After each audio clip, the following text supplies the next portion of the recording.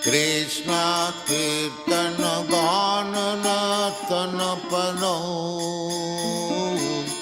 Premamritam Manidhi Om Jnanatimidandasya Jnananjana Salakaya Chaksuran Militanyena Tasmai Sri Gurave Namaha Sri Chaitanya Manavistam Stavidanyena Bhutale Swayam Rupam Karamaya Didanti Swapadanti Kam. First of all, I offer my humble obeisances unto the lotus feet of my Shiksha and Diksha Guru, Nityalila Pravishta Om Vishnupad Asatara Satasri Simad, Srila A.C. Bhaktivedanta Swami Prabhupada. Then I offer my humble obeisances unto the lotus feet of my Shiksha and Sannyas Guru, Nityalila Pravishta Om Vishnupad Asatara Satasri Simad, Srila Bhaktivedanta Narayan Goswami Maharaj. I offer my humble obeisances unto the lotus feet of my Shiksha Gurus, Srila Gaur Govinda Goswami Maharaj and Srila Bhaktivigyan Bharti Goswami Maharaj. I offer my humble obeisances unto the lotus feet of the Sri Rupanuga Guru Varga, Srila Bhakti Pragyan Keshav Goswami Maharaj, Srila Bhakti Siddhanta Saraswati Goswami Thakur Prabhupada, Srila Gaur Kishore Das Babaji and Srila Bhakti Vinod Thakur. I offer my humble obeisances unto all the great commentators on the Srimad Bhagavad Gita and to the Srimad Bhagavad Gita itself spoken by Lord Sri Krishna. And I offer my obeisances to all the Vaishnavas and Vaishnavis who are gathered here today to hear this Katha on Bhagavad Gita, which is the marriage of Shalagram Shila and Tulsi Devi, the beginning of Tulsi Devi's being watered continuously for 1 month, and the sun's movement into the sign of Aries. My Dandavat Pranams to one and all. Hare Krishna. First, I'd like to read the statement, the verse by Sri Adi Shankaracharya, who has written his own Gita Mahatmya.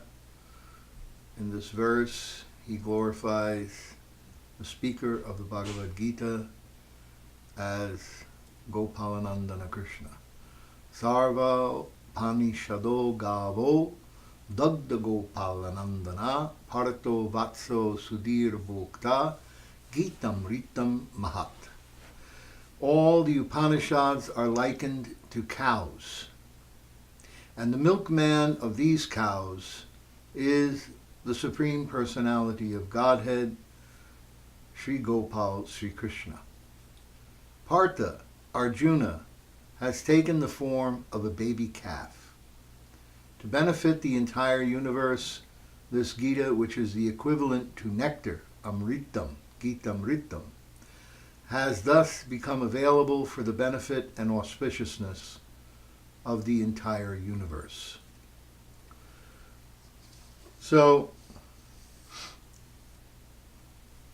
I'm going to be speaking about the Srimad Bhagavad Gita, explaining how the Bhagavad Gita can be viewed, an overview, and a study.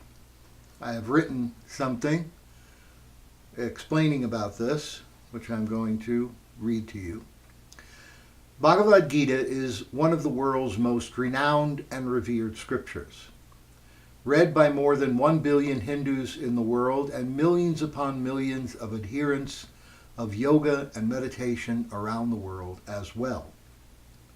It is used as a textbook in colleges and universities and was read by some of the world's greatest and most creative minds like Henry David Thoreau, Ralph Waldo Emerson, Robert Oppenheimer, Albert Einstein, Mahatma Gandhi, and Mark Twain, to name a few, who took inspiration from it, as do millions every day. There are over 100 editions of Bhagavad Gita available in the bookstores and online.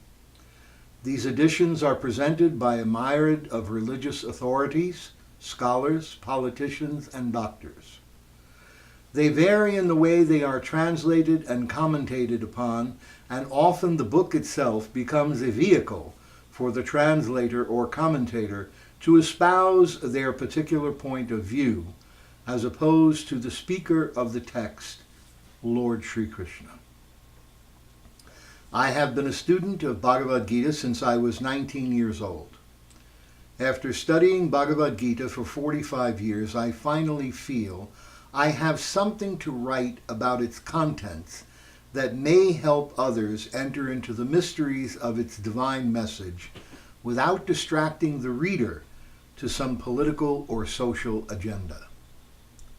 In particular, I have studied about a half a dozen translations and commentaries that were done by great religious scholars in the Gaudiya Vedanta Vaishnava tradition.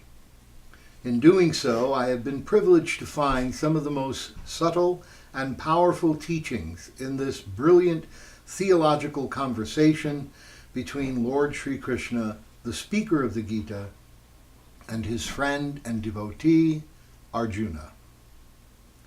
As I have lectured on Bhagavad Gita all over the world, I realized in teaching both devotees of the Bhagavad Gita and laypersons that no one seems to understand how to approach and study the Bhagavad Gita in a systematic manner.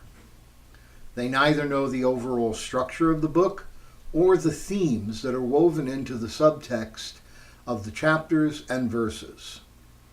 Having explained these things several times to great appreciation by the audience, I decided it was time for me to publish something that would give people easier access to this sacred conversation in a way that would help them understand how to study the Gita and or to gain the most insights in the least amount of time by understanding where and what you are looking for is located.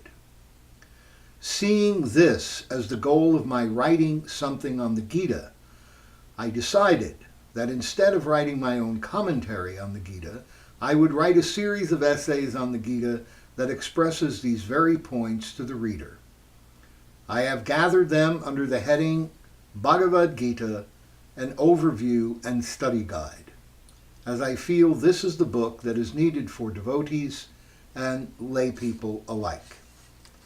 Furthermore, there are already so many exceptional commentaries on Bhagavad Gita in the Gaudiya Vedanta line. Therefore, I felt it would be more beneficial if I gathered together in one book the highlights of the main commentaries that express the essence of the Gaudiya Vedanta canon. I accomplished this by choosing to provide the highlights of those commentaries on a few key verses in different chapters along with my own overview. This provides the reader with insights of some of the Gaudiya Vedanta lineage's best and most realized souls concerning the Gita. Each commentator expresses unique insights into the mysteries of the Bhagavad Gita. Srila Prabhupada makes the Gita more accessible and easy to understand, a true Gita for the common man in the modern age, and an indispensable read. Srila Vishwanath Chakravarti Thakur breaks down the Gita in terms of its relevance to Srila Rupa Goswami's teachings. This is particularly significant as Srila Rupa Goswami is the author of the books that comprise a major portion of the Gaudiya Vedanta canon by the order of Sri Chaitanya Mahaprabhu. Hence, Srila Vishwanath Chakravarti Thakur makes the Gita relevant to the Gaudiya Vedanta theology by his commentary. Srila Bhaktivinoda Thakur delivers, with his commentary, a blend of Gaudiya Vedanta theology with a practical application to everyday living. Srila Baladev Vidyabhushan emphasizes Bhagavan Sri Krishna's personal divinity as the Supreme Personality of Godhead, the source of the Brahman and Paramatma, and the material and spiritual worlds. Srila B.V. Narayan Maharaj delivers a brilliant exposition on the relevance of the Gaudiya Vedanta theology to the Gita by describing the divisions of bhakti in relation to the different verses of Gita. Hence, Srila Narayan Maharaj directly connects us to the Gaudiya Vedanta theology of Srila Rupa Goswami. Finally, Srila B.R. Sridhar Maharaj goes a step beyond Srila Vishwanath Chakravarti Thakur, who only hints at Madhurya Ras in his commentary. Srila Sridhar Maharaj actually reveals the highest concepts of Madhurya Ras in Gaudiya Vedanta theology by showing us the inner hidden meaning of the verses that reveal the Madhurya Ras of Sri Sri Radha Krishna in the Bhagavad Gita. So this is my introduction to the book. I think it lays out everything that I'm going to explain in the book and teach in the book. And the first thing I would like to discuss today in this particular session is the appearance of the Gita, known as Gita Jayanti. This is a very important conception that people don't always understand. They think that Gita Jayanti is the day that Gita was actually spoken by Lord Krishna. But in fact, Gita Jayanti is not the day that Gita was spoken by Lord Krishna. And we're going to explain about that here. The celebration of Gita Jayanti is on the 11th day of Margashirsha month, and it's also known as Mokshada Ekadasi or Margashirsha Ekadasi. The War of the Mahabharata started on the first day of Margashirsha, right after Kartik month, which was a Amavasya day. The Gita was actually spoken on the first day of the war, but it did not appear to the world till the 11th day. Point, there is also a difference between when Krishna spoke and when it appeared. And here is the explanation. We know that the speaker of the Bhagavad Gita is Sanjaya. And Sanjaya was a disciple of Vedavyas. Sanjaya received the mercy of Vedavyas in a transmission of spiritual knowledge and spiritual prowess by which he could see the past, the present, and the future, and like a television within his heart, and then tell other people what he was seeing and what he was visualizing. So, when the 11th day of Margashirsha in the war, that was the Ekadasi day, happened, that was the day that Bhishma Dev is shot with the arrows by Arjuna, and he falls to the ground on the battlefield, laying on the bed of arrows. Now, at that point, Dhritarashtra hears about the fact that Bhishma has fallen. And this is very, very difficult for Dhritarashtra because he was pinning all of his hopes in winning this war on Bhishma.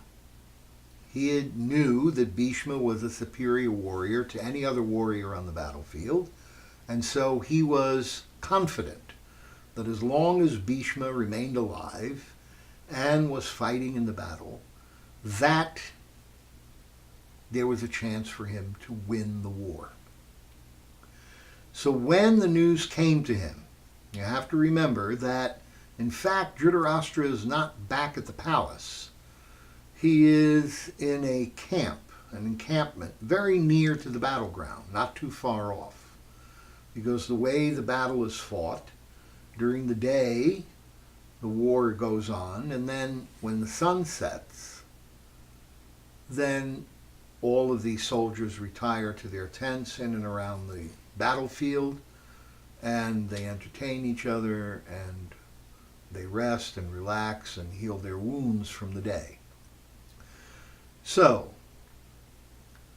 Dhritarashtra had his tent, Sanjaya was there, and he heard that Bhishma had fallen on the battlefield. Now, hearing that Bhishma had fallen on the battlefield, he was concerned about what was going to happen. How would his sons fare in the battle without the presence of Bhishma Dev on his side fighting the battle? So what happens is, he calls Sanjaya to speak with him. And that's the first verse of the Bhagavad Gita. Dhritarashtra uvacha dharmakshetre kurukshetre samavetaya yutsavaha mamaka pandavaschaiva kimakuravata Sanjaya. So this is very significant. If we understand the meaning of the verse, kimakuravata Sanjaya, Dhritarashtra is asking Sanjaya, what did they do? He's not asking them, what are they doing now? He's asking, what did they do?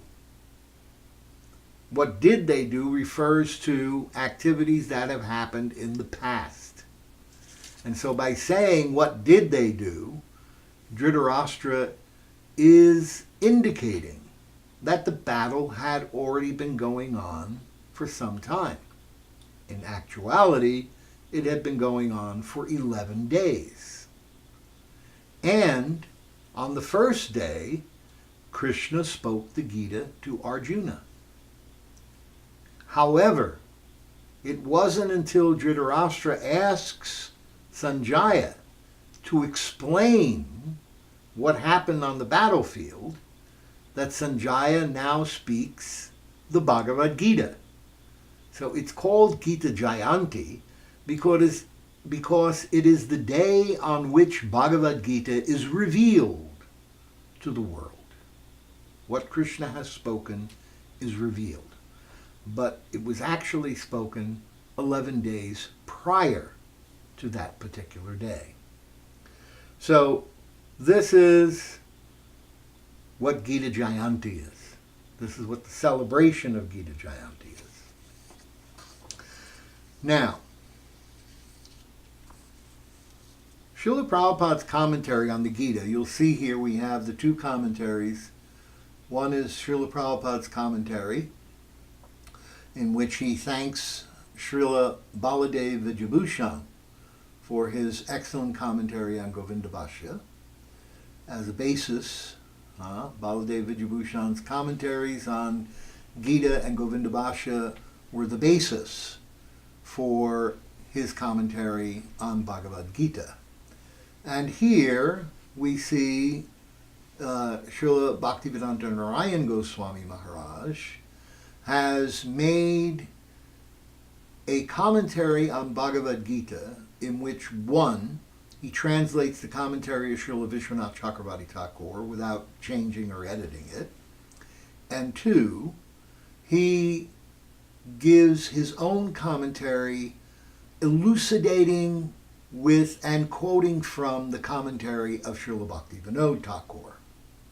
And so in this way, he espouses a variety of information in his Bhagavad Gita that is very different from what Srila Prabhupada has given.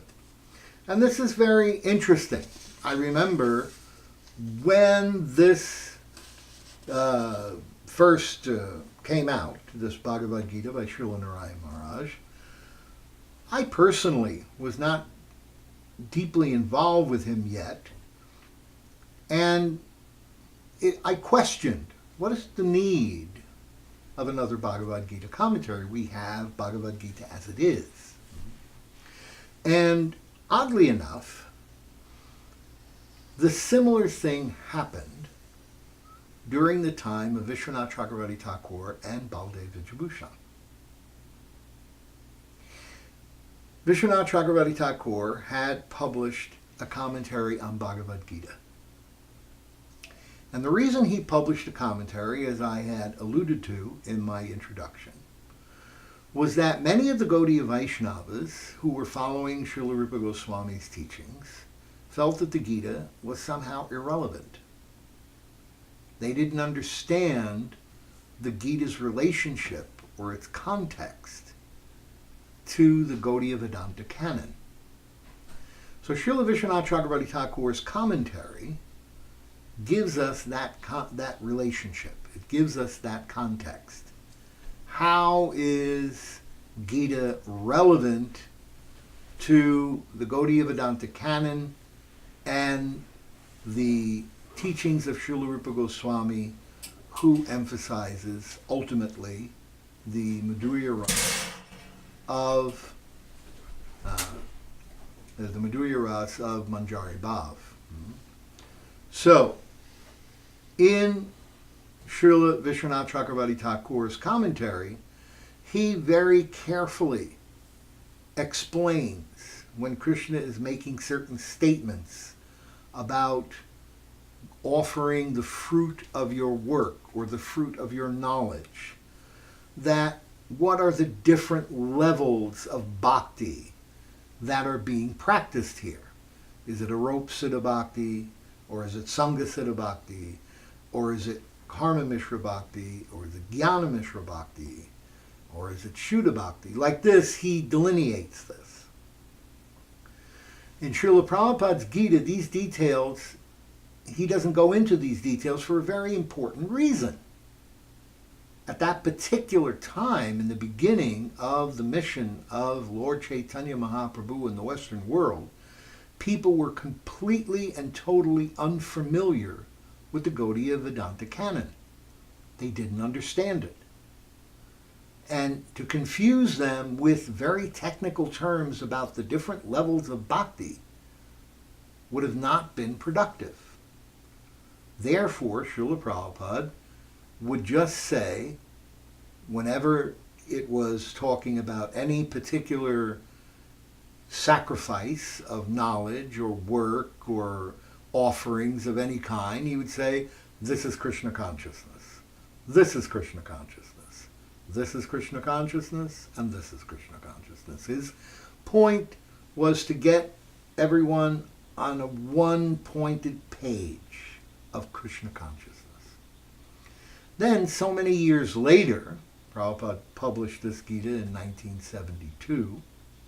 His first published it, of course, in 1968, but the full Gita, as we see it here, the unedited edition from 1972 by Macmillan, was published in that year, in 1972, and Srila Narayan Maharaj's Gita did not come out until, I think it was 2002. So it was 30 years later that his Gita came out.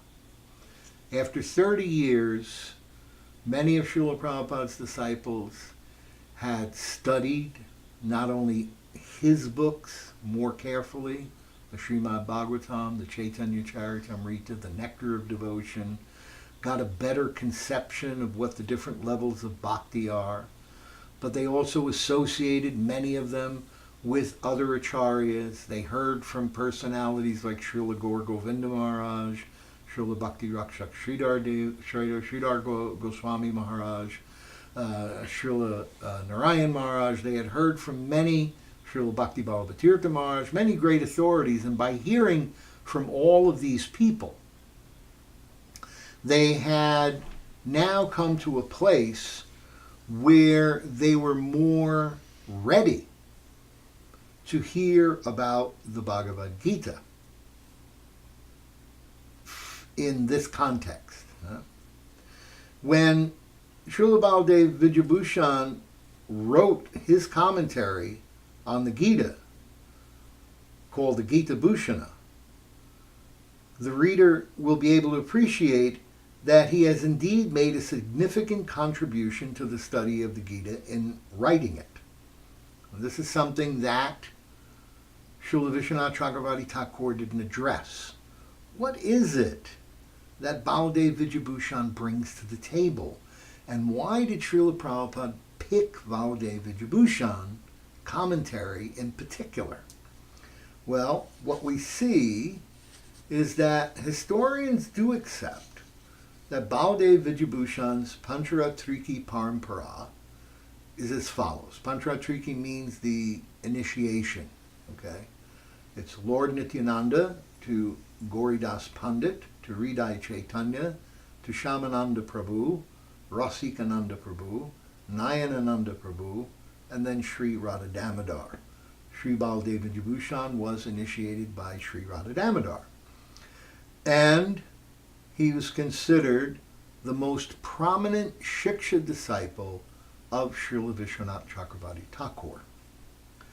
Now, there is no branch of the Madhva Guru Parampara were there any brilliant scholars of such widespread fame as Srila Baladev Vijayabhushan. This is explained by Srila Bhakti Pragyan Keshav Maharaj. In fact, at that time, no one in any sampradaya anywhere in India could equal Srila Baladev's knowledge in logic, in Vedanta, and in Shastra, such as the Puranas and the Itihasas. For those of you who want a distinction between what is a Purana and what is an Itihasa, they're both histories, okay? Itihasas are sequential histories, like Mahabharata and Ramayana. There's the beginning to the story, a middle of the story, and an end of the story. It goes sequentially. Puranas are not sequential histories. They're histories, but they're given in an order of instruction. So you may get a history from one yuga, and a history from another yuga, and a history from another day of Brahma, coming one sequence after the other in order to give the instructions that are necessary. So the instructions are sequential. They're histories that explain the instructions in sequential order, as opposed to the Itihasas, which are a sequential history. Okay. It is true that Baladev Vijayabhushan stayed for some days in the most prominent mats established by Sri Madhvacharya in Udupi, and that he studied Sri Madhva's commentary on Vedanta. However, the Sri Gaudiya Sampradaya was more of an influence upon him than was the Sri Madhva Sampradaya. This is from Srila Bhakti Pragyan Keshav Maharaj's 5 essays. Okay. Now, this is an important point. He had a very big background in the concept of the Madhva Sampradaya and the Ramanuja Sampradaya as well. What we find in Srila Baladev Vijayabhushan's commentary is the influence of both Ramanuja in particular verses and Madhvacharya in the general philosophy. In his refutation of impersonal interpretations of the Gita, he takes some of the arguments from Sri Ramanuja's commentary on the Gita, and he takes the concept of Vishesha, the power of which particulars inhere, in other words, exist essentially or permanently in an object, from Madhvacharya, in order to explain the non-difference of God from his qualities. Now this is a very important point. Why Srila Prabhupada chose Baladev Vijayabhushan? Because Advaita philosophy, which was given by Shankaracharya, was one. Everything is one. God is one. You're one with God. There's no difference between you and God. It is only because of illusion, etc., etc., etc. However, Madhvacharya's philosophy is in direct opposition. Dvaita.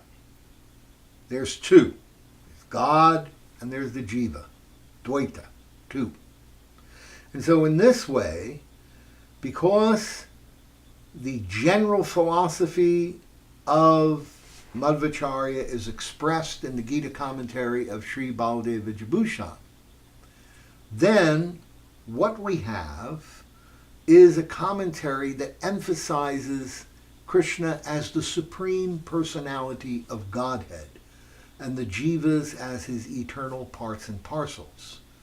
We have a commentary that distinguishes between Brahman, Paramatma, and Bhagavan. We have a commentary which fulfills the pranam mantra of Srila Prabhupada, Nirvishesha Shunyavadi, Paschatya Deshatarane, that he has come to the Paschatya Desh, the Western world, for the purpose of helping people to be free from the illusion of Nirvishesh and Sunyavad. Advaita philosophy, oneness, Mayavadi oneness philosophy, and which is Nirvishesh, God has nothing, he's no form, and Shunyavad, void. Mayavadi and voidist philosophy. Srila Prabhupada came to explain the Bhagavad Gita in such a way, and explain the Vedic philosophy in such a way, that these two conceptions would be completely removed, misconceptions. These misconceptions would be completely removed. So this was his purpose, this was his mission, and Srila Baladev Vijayabhushan's commentary on the Gita suited that mission. And this is why he offers his respect to Srila Baladev Vijayabhushan at the beginning of his Gita commentary in order to understand that he is emphasizing or laying emphasis in his commentary on this line of thought. And if we look at Srila Prabhupada's commentary, we see its emphasis is on this. Krishna is the Supreme Personality of Godhead. The Paramatma is his localized, all-pervasive form. The Brahman is his effulgence. And the jivas are his eternal parts and parcels. They are minute and qualitatively one with God, but quantitatively different.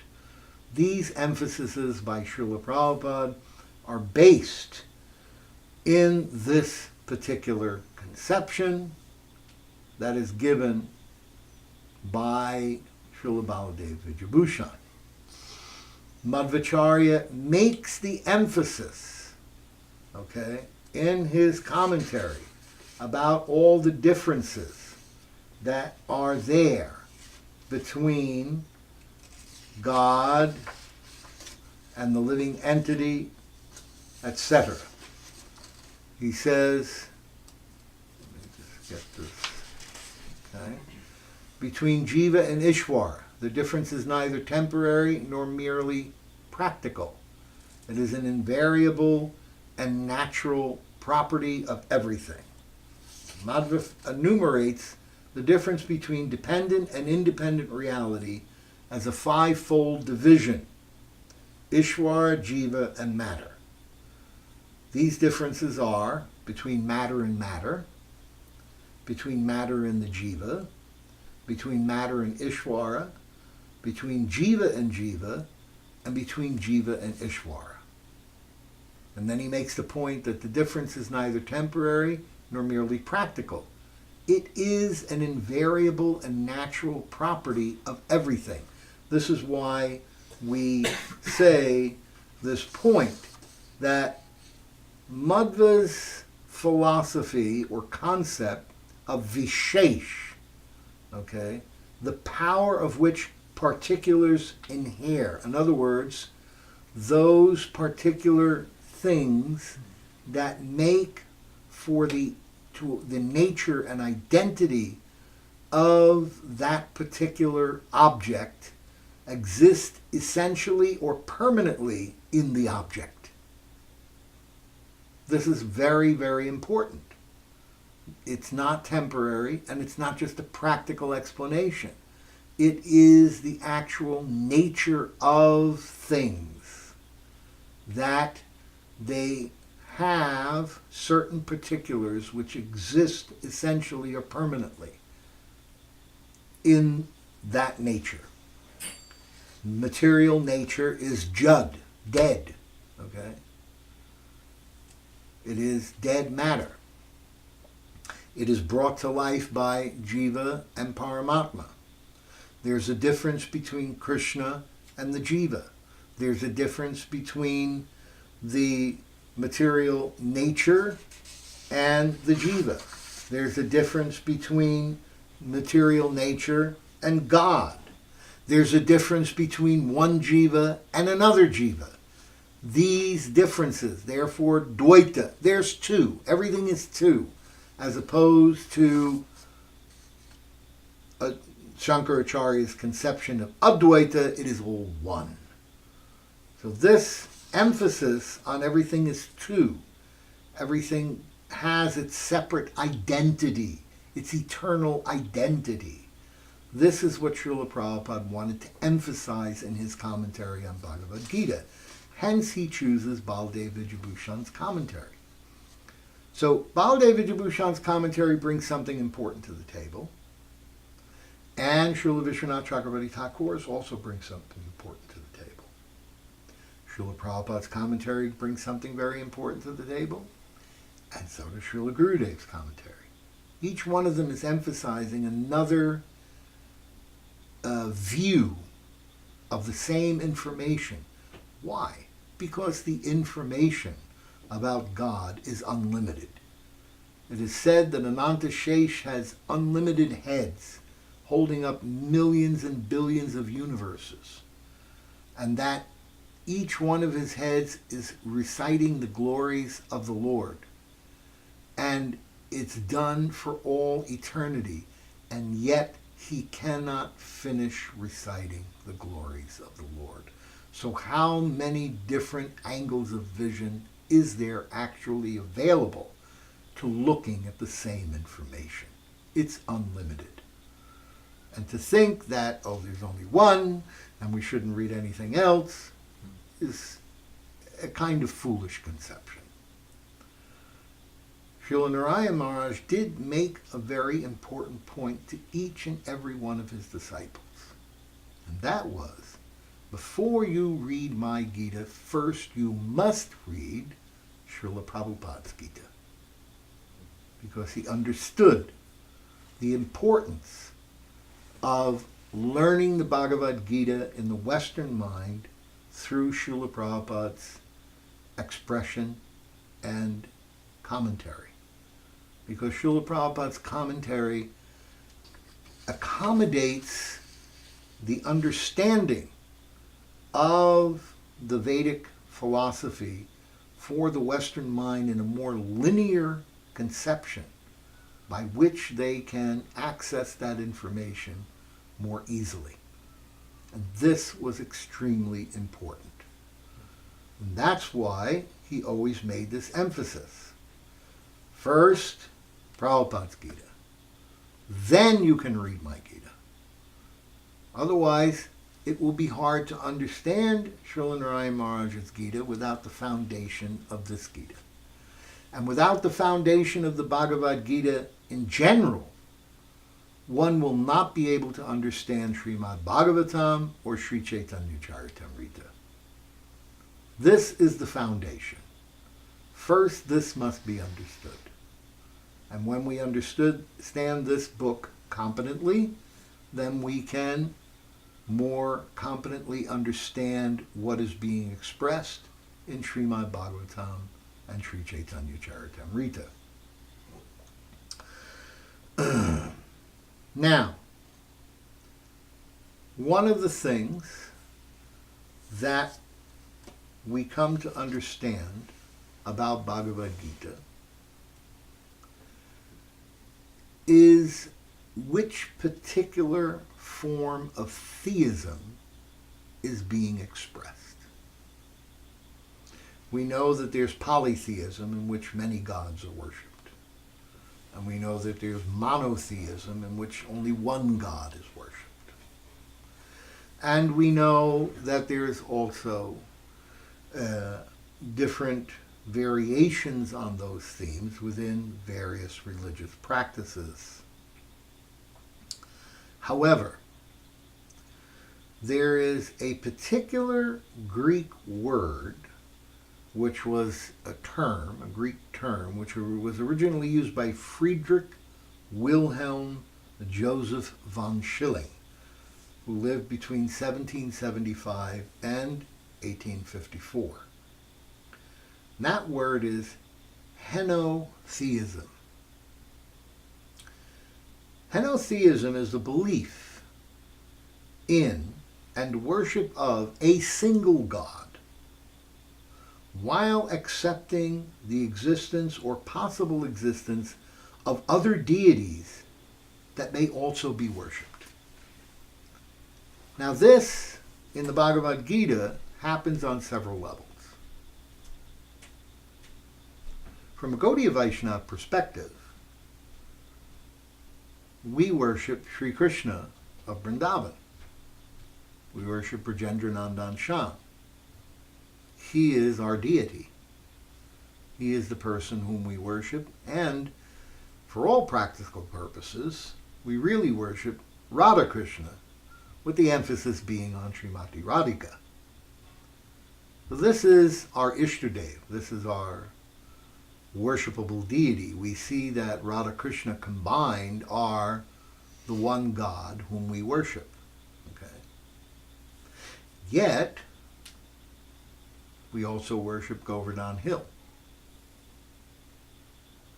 the personality of Govardhan. We worship also Tulsi Devi. We worship also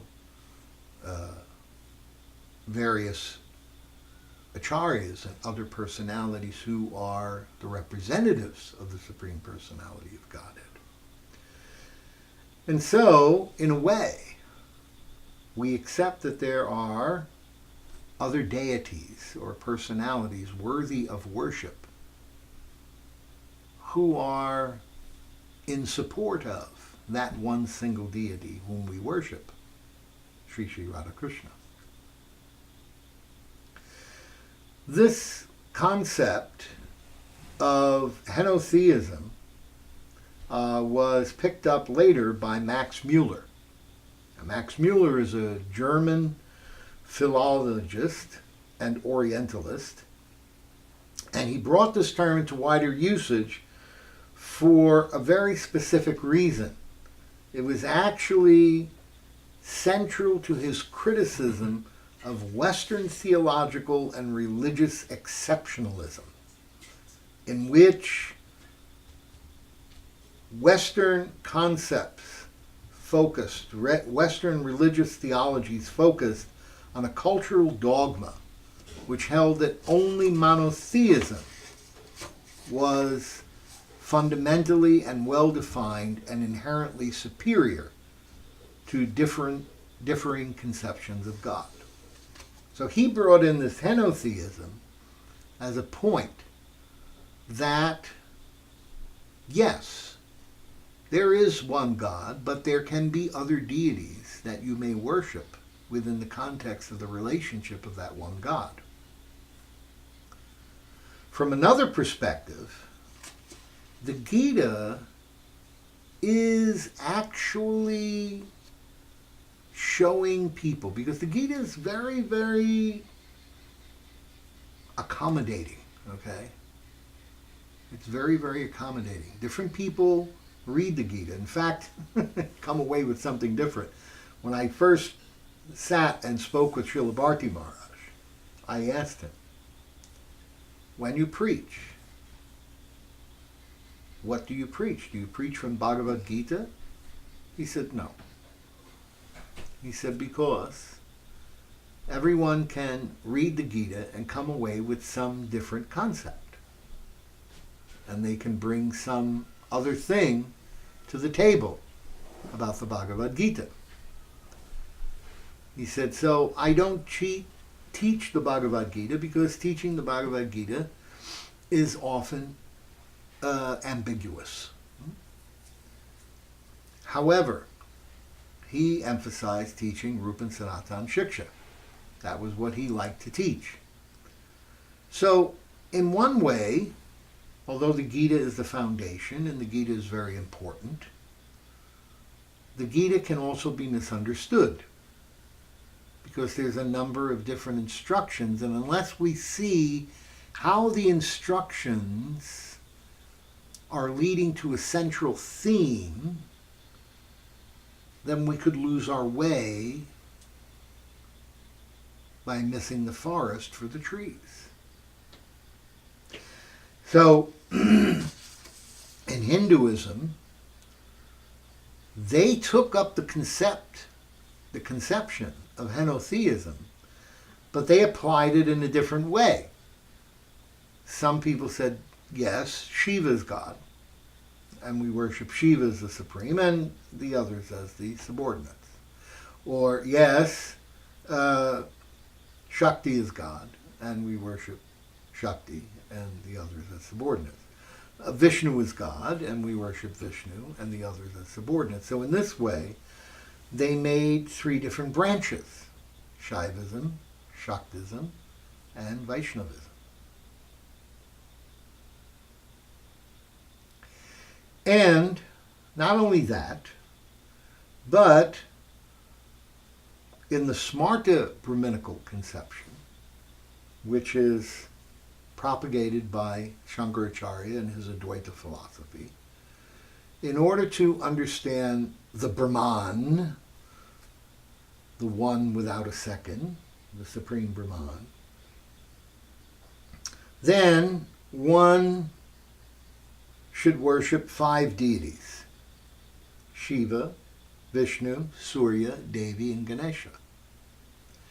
And then when one realizes that these forms are only transformations of that one Brahman,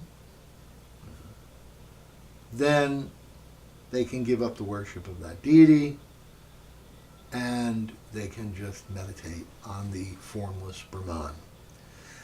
So this is the Mayavadi conception. This is Smarta philosophy, or the monistic philosophy. Now, if we go back to try and understand another way of looking at this concept of henotheism from the perspective of the Gita, we see that Krishna, in different parts of the Gita, actually condones the worship of different devas as a stepping stone to getting closer to him. Kamaistaiste rit jnana prapadyante nyaya devata tam tam niyamam ashtaya prakritya niyata svaya. Those whose minds are distorted by material desires surrender unto demigods and follow the particular rules and regulations of worship according to their own natures. Yo yo yam yam tanum bhakta shradaya charitam ichati tasya chalam shradham tam eva vidadham yaham. I am in everyone's heart as the supersoul. As soon as one desires to worship the demigods, I make his faith steady so that he can devote himself to some particular deity. Now, why is this? Why does Krishna do this? Very important reason. We start out as narcissistic persons, only concerned about our own self-interest. This is also known as karmakanda. If I do the work, I get the results. I work hard, I get results.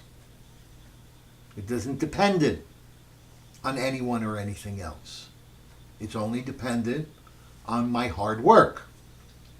A very American philosophy.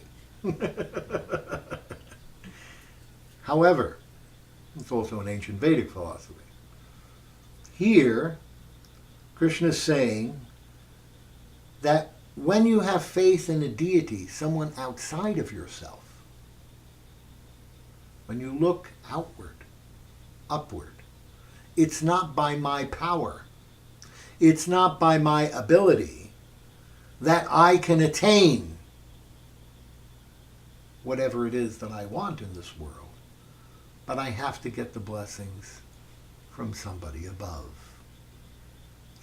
That concept, that understanding is very important because it takes one out of a narcissistic selfishness, concerned only with oneself and one's thinking that they themselves are responsible for what happens, that they can make their own destiny. In one sense they do, but it's a little different in this concept that I work hard and I get the fruit of my work. Here they go outside of that. Okay, actually I need help. I need help from a deity above. And so they worship somebody outside of themselves. They recognize their inability to achieve what they want without help from a deity.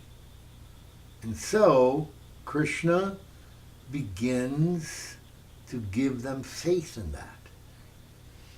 Sataya Shraddhaya Yuktas Tasyaradhanam ihate lavate cha tata kamam mayaiva vihitan hitan. Endowed with such a faith, that individual seeks favors of a particular demigod and obtains his desires. But in actuality, these benefits are bestowed by me alone. So this is the next stage of development. The person is worshiping somebody outside of himself. He is devoting himself to a deity higher than himself. He is removing himself from a narcissistic, self-aggrandized conception of himself as the doer, as the one who makes it happen, to accepting that there's a deity that gives him blessings, and by those blessings he can make progress in his life. So Krishna gives him faith in that because it's a step forward, a step actually toward worshiping him. Then Krishna says in the 23rd verse, we've read verses 20 through 22 so far, Antavatu phalam tesham tadbhavatya alpamedasa devan deva yajo yanti madbhakta yanti mammapi. Alpamedasa. Men of small intelligence worship demigods, and their fruits are limited and temporary. Those who worship the demigods go to the planets of the demigods. But my devotees ultimately reach my supreme planet. So this is a very key and important point.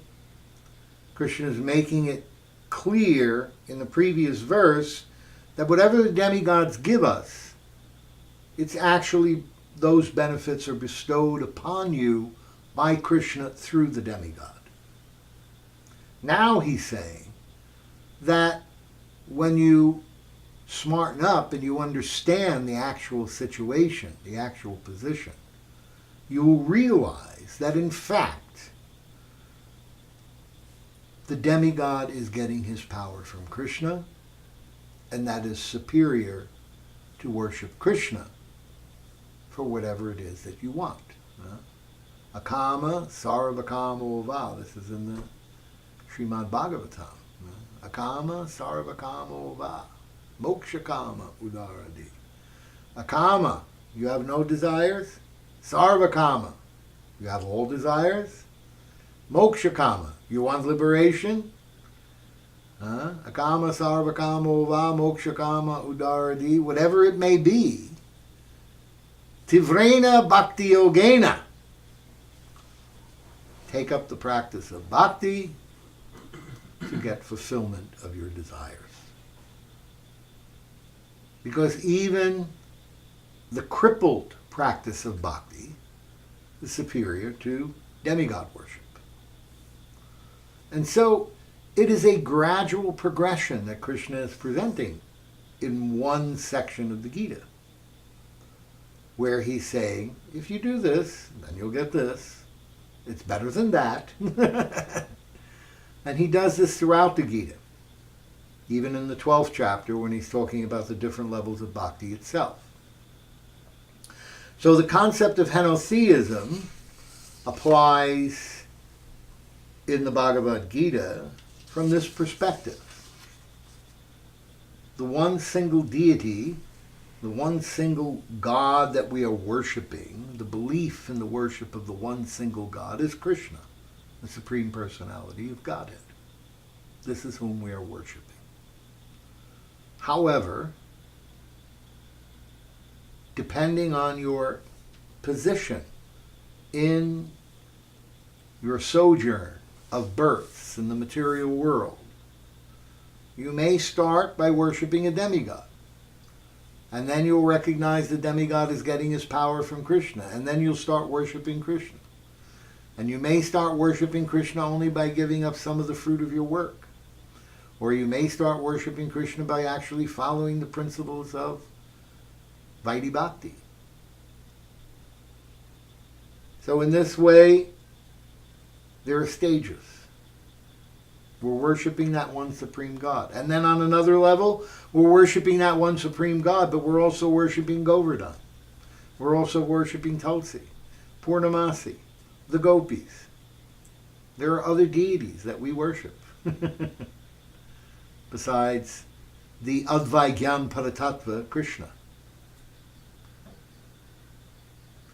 And so in this way, henotheism is actually a more accurate description of what the teachings of Bhagavad Gita are about, more than monotheism, that we worship the one God at the exclusion of all other gods.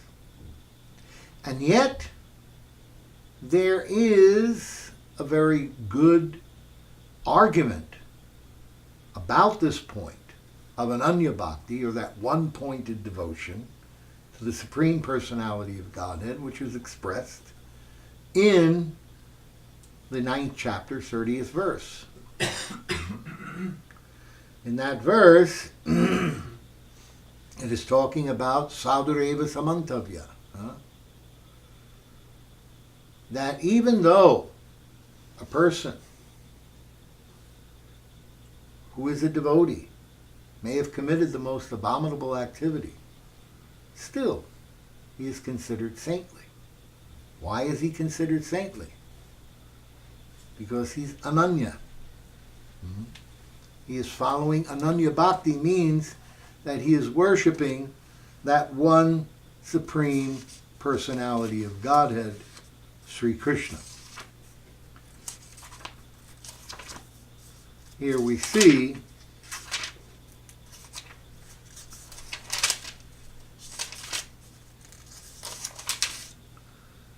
Apichetsudarachara bhajate mam ananya bhak. Ananya means that one-pointed. One-pointed. That we are focused on that worship of Krishna to the exclusion of all other deities. Apichetsudaracharo bhajate mam ananya bhak. Sadhureva samantavya samyag vyavasito siha vahisa. Srila Narayan Maharaj gives the commentary by Vishwanath Chakravarti Thakur on that verse, and it's very, very powerful, because in that commentary, Vishwanath Chakravarti Thakur, he has the style of expressing a commentary in which he himself is relating to you what Krishna is saying to him within his heart. So he puts it in quotation marks. because it's not him speaking. It's not his commentary. It's Krishna's statement. So in his commentary he says, my attachment for my bhakta is natural, and even if his behavior is degraded, my attachment for him is not lost, and I make him supremely righteous. So this is Vishwanath Chakravarti Thakur quoting Krishna.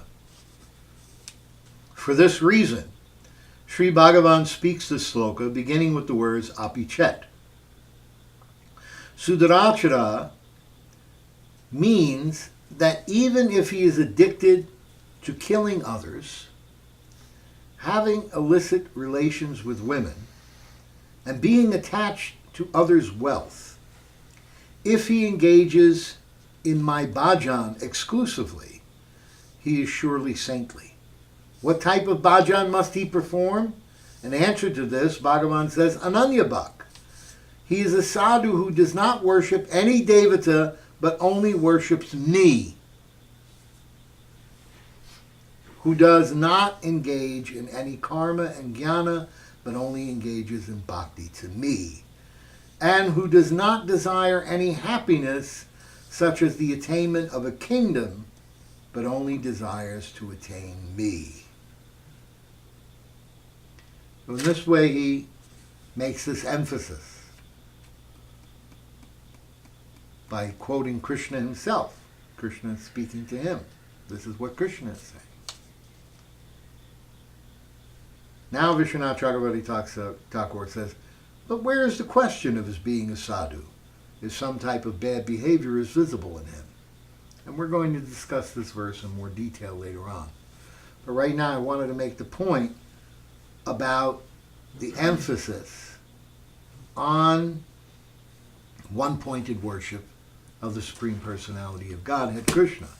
Within that context, the worship of these devatas becomes insignificant. It's not something that is actually being promulgated in the Bhagavad Gita. However, there are persons who use the Gita to propose this conception. And on one level, there is a gradual progression from being selfish to being worshiping devas outside of yourself to worshiping that person who is giving the devas their power, the Supreme Personality of Godhead, Krishna.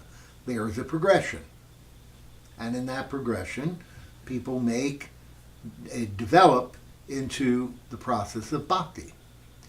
But here, it's being pointed out that that one-pointed devotion to Krishna, without worshiping any other deity, excludes him from being considered anything but saintly, even if he has bad behavior.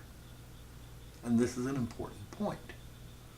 Srila Prabhupada, on a practical level, says, if a devotee continues to display bad behavior, even though he worships Krishna exclusively, it is to be understood that he's not a very good devotee. And this is also an important point. Devotee, but not a very good devotee. And the other thing is that within the context of the Gaudiya Vedanta canon itself, we do worship that one Supreme Personality of Godhead, Krishna, the Advai Gyan Paratattva, which we will discuss and explain in our future lectures. However, we also worship Tulsi Devi, Govardhan, Radhika, the Gopis, etc. And so it's important to understand the concept of henotheism as it applies to Gaudiya Vaishnavism. There is that one supreme single deity that we're worshiping, Krishna. But yet, there are these other deities that we also worship because they are centered around worshiping Krishna. Therefore, they become qualified to be worshipped by us because that is our goal for the satisfaction of Krishna. So, that ends tonight's lecture. Does anybody have any questions? Maharaj, Yes, you're talking about Dvaitavad. Dvaita. Can you talk about Advaita Acharya's name and the significance of his name? Like, what does that have to do with Advaita Vad or anything like that? That's a whole different topic. It's not really connected. Okay, never mind then. The reason I made the points of what Madhvacharya says about Dvaita, about the two, as opposed to Shankaracharya's conception that everything is one. And the main point is that they talk about transformation, okay? That Brahman transforms. And what the Vaishnavas teach, specifically in the Gaudiya Vedanta line, in our Gaudiya Vaishnava line, is that Brahman doesn't transform, nor does Krishna transform. This is actually another conception of some of the other Vaishnava Sampradayas where they express that there's a transformation of Krishna. But in the Gaudiya Vedanta line, it is specifically pointed out that there is no transformation. What happens is there is Shakti. It is the power of the energies of Krishna. Srimati Radhika. It's her Shakti that makes these things manifest. This material universe is a manifestation of Shakti. It's a manifestation of Shakti combined with the glance of Vishnu, in which Sadashiv Vishnu appears as Shambhu. So it's very important to understand the distinction between the Advaitavad, between the Vaishnavas, and between the Gaudiya Vaishnavas. Because the Advaitavad talks about the transformation of Brahman. Most of the other Vaishnava Sampradayas talk about the transformation of Krishna. But it is only in the Gaudiya Vedanta lineage that we talk about this particular conception, which is that there is Shakti, and that Shakti is the energy of the Lord, which makes all of these things manifest.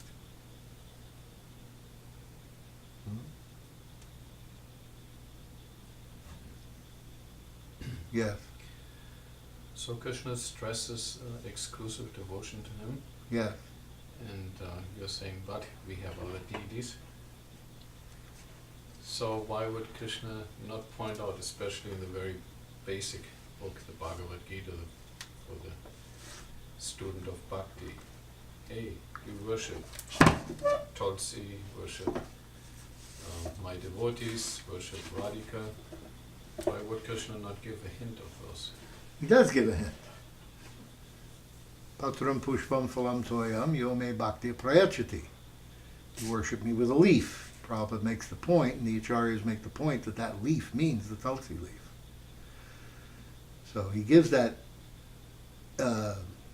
indication there in that particular verse. And the hidden understanding of Madhurya Ras is given in the Chaturshloki, where Srila Sridhar Maharaj will expounds upon that in more detail. And that, I'm going to save that for another lecture. Okay? And in that lecture, we're going to talk about how Madhurya Ras is hidden in the Bhagavad Gita, and he actually talks about how you become a paramour. So the indication is there, but it's only visible to the great sadhus who look at it very deeply. That's why we say Bhagavad Gita is the foundational, Gurudev says it's the foundation of the palace. It's the foundation, and upon that foundation is built the 9 stories of the first 9 cantos of the Bhagavatam. And then the 10th canto is considered the penthouse, the groves. And the 11th canto is process. Teaches us how to access what we have become attracted to in the 10th canto. And then Chaitanya Charitamrita is considered the most important of all the texts. In fact, Srila Saraswati Thakur once asked one very great pundit and educator, if there was going to be a flood and all the books would be finished, you could only take one book with you on the boat, which would it be? So initially he said the Gita, because in the Gita Mahatmya it says, in verse 23, that if you have the Gita, if you know the Gita, then you've read all other scriptures and all other religious theologies of the world. So all you need is the Gita. And Prabhupada makes that point in his commentary. Saraswati Thakur said no. But then he quoted some verse from the Bhagavatam about how the Bhagavatam is the essence, the cream. It's the ripened fruit of the Vedic literature. And again, Saraswati Thakur said no. So that's when he said, well, then he became confused. The Pandit said, I don't know. And he said, Chaitanya Charitamrita. That is the one book.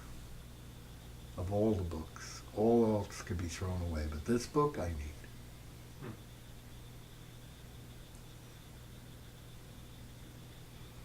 And Srila Prabhupada made the